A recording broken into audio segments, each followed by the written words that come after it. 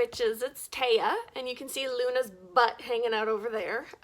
Maybe she'll put it in appearance, we'll see. Today I wanted to share with you the 7 things I wish I knew when I was new. 7 things that I think would have alleviated a lot of internal stress. I know when you're new, there's a lot of, just, what am I doing? Am I doing it right? What's going on? Da, da, da. And it just, it's a lot of self-imposed stress. And I think if I would have known these 7 things, it would have been a lot easier starting my witchcraft journey. So the first thing that I wish I had known was that it takes time to find your path. So you need to read lots and experiment. And to me, I think your path will find you. And I think a lot of times, and I think I see it a lot in the different witchcraft communities I'm part of, is new people are really trying to define themselves. And I get the idea, right? Witchcraft is so broad and so big that I need to narrow it down and focus on one thing, and that'll, I need to be a sea witch or a green witch, and then I'll know what I need to go and learn. And at the end of the day, sea witch and green witch aren't really a thing. They're just categories that we use to kind of maybe, indicate our interests in witchcraft. But at the end of the day, all witches sort of do the same kind of things. They do divinations, they do spell work, they do ritual. It's kind of all the same. It's just we take maybe a different angle at it. But I know when you're new and you're trying to figure it out, people like to narrow it down and they want a title so that they can tell you this is the path they're on. And I think it takes time, and your path will find you. You don't need to pigeonhole yourself right off the bat. Just read lots and experiment. And on that note, it doesn't have to be perfect. All right. The second thing I wish I knew was that your witchcraft practice doesn't have to be perfect. I came up in a time before social media. And even then I remember reading the book and be like, your altar has to be laid out just like this. And I would be, in there trying to make it perfect. And, I don't have a cauldron. So I went and down to the local witch shop and I bought one. And it doesn't have to be perfect. You can use an old copper plant pot as your cauldron. And if you get the athame and the wand positions mixed up on your altar, it's not going to be the end of the world. It doesn't have to be perfect. It just has to be the best you can do with what you have.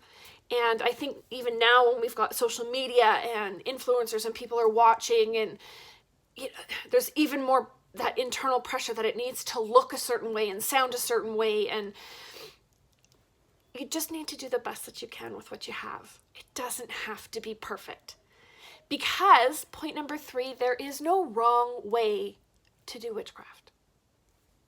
And I know that's maybe there will be people who disagree with that there are wrong ways. And if you want to follow a specific tradition, if you want to be a Gardnerian Wiccan, then there are certain rules that you will need to follow. But when we're just talking about general witchcraft, there is no wrong way. You just need to follow your intuition and be authentic to yourself. Do the best you can with what you have. There is no wrong way to practice witchcraft. Okay? Unless you're in a specific tradition, there is no wrong way. Because, and people are saying, yes, but if I do this wrong, this bad thing is going to happen. Because the worst thing, okay, point number 4, the worst thing that can happen if you do that spell wrong is nothing. Okay, you're not gonna cause an earthquake or make somebody die. The worst thing that can happen is nothing. Just nothing. Okay, when you're new, you don't have the experience to cause earth-shattering results. You haven't built up to that level yet. So don't worry about accidentally, you're gonna cast a love spell on somebody and it's going to rebound and it's going to kick you in your ass. It's just the worst that can happen is nothing. Okay? Don't worry so much about all these negative, I'm going to, something terrible is going to happen because I did this. The worst thing that can happen is nothing. Okay? Now, point number 5, and this was a big one for me. I had to learn this one. Witchcraft is in the doing, not in the reading. You have to read. Whether you're reading on the internet, you're reading in a book, whatever it is, you need to do some reading. That's really where most of us get our information from, is reading. But just sitting and reading book after book after book after book does not make you a witch. It just makes you somebody who's knowledgeable about witchcraft, but it doesn't make you a witch. What makes you a witch is doing the thing. It's called a witchcraft practice because you actually have to practice at it. What I like to do is I'm a need to know kind of person. So I will sit down and I will read a book. I'll usually read it through in like a couple of days, right? Just get her done. Whew, okay, now I kind of know what they're on about.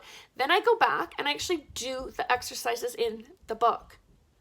And I find that's something I think a lot of people, especially when you're new and you just want to know, you want to know everything and they just skip over everything. Do the exercises in the book. They're there for a reason.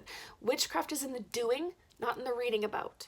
Reading about it just makes you kind of knowledgeable about what's going on, but you have to actually do it and experience things yourselves in order to build experience, in order to build your own power, in order to build your own practice. You need to do witchcraft. Okay? Number 6, listen, don't talk. This one is more, I think, if you have the very welcome, I want to say luxury, but it's not a luxury. It's just the fortune to have a local pagan witchcraft community of people where you can meet people in person. And we want to go in and sort of, I think, especially when you're new, it's like you kind of want to prove yourself and, here's all the things I know, and just dial it back. Go in and listen. Don't talk. There is so much to learn from other people. Even if you maybe don't agree with somebody, there's always something to learn, even if it's just cementing your own ideas on what you do and don't believe in. But you don't have to prove yourself to anybody. Spouting knowledge doesn't make you a better witch. It doesn't make you a more legitimate witch. There's something to be said for just listen. Listen. You'll find your people so much faster if you just listen. And finally, number 7, and this one caused me no end of stress. You don't have to come out and make a big announcement that you're a witch now. And a lot of people talk about like coming out of the broom closet. And now listen, if you're young, if you're under the age of 18 and you're practicing this and maybe you want to let your parents know, right? Let your parents know what you're up to. Explain things to people, right? I'm not saying be secretive. But at the end of the day, you don't have to make a big announcement that I'm a witch now to people, right? Just be authentic to yourself. Like for me, I have a big pentacle ring that I wear everywhere, and people all the time will see it and they'll comment, "Oh, nice ring. Oh, thank you so much." That opens the door to a conversation. But if people don't say anything, I'm not like, "Oh, just so you know, just so you know." People don't need to know. It's just like people wear Christian crosses, right?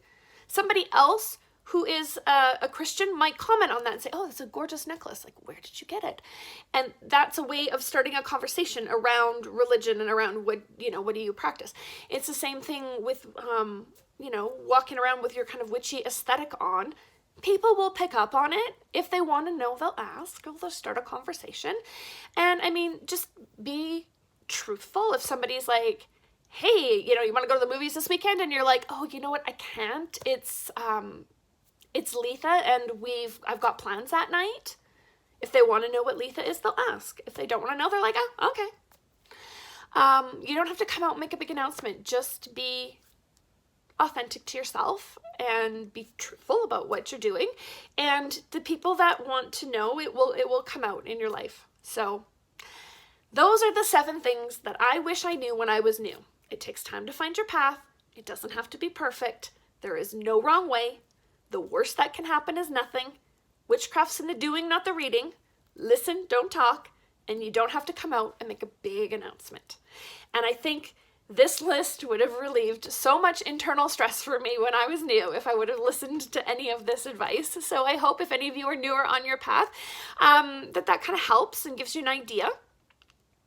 What do you, you know, if you're watching and you're a little bit more experienced, like what do you wish you would have known when you were new? Leave it in the comments. Let's kind of start a discussion and leave all that, you know, I'd love to leave all that information out there for people. And I know everybody's got different takeaways. So yeah, what do you wish you would have known when you were new? Leave it in the comments, all right? Otherwise, you know, give the video a like if you like this kind of stuff. Subscribe if you'd like to hang out in another video. And if you're already subscribed, thank you so much. I really, really appreciate it. Mwah. Thanks, guys. We'll catch you in the next one.